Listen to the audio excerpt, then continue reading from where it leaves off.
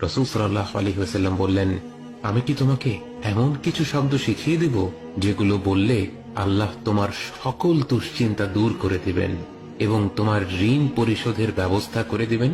বলো, আল্লাহুম্মা ইন্নী আউযু বিকা মিনাল হাম্মি ওয়াল হাযান ওয়াল আজজি ওয়াল কাসাল ওয়াল বুখলি ওয়াল জুবন ওয়া দালা'আদ দাইনি ওয়া গালাবাতির রিজাল।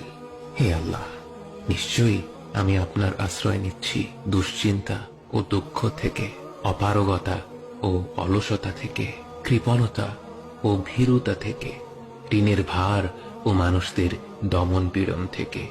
আল্লাহর যেই বান্দাই পূর্ণ বিশ্বাসের সাথে এই কথাগুলো বলবে, আল্লাহ অবশ্যই তার জন্য স্বস্তি আর মুক্তির পথ বের করে দেবেন।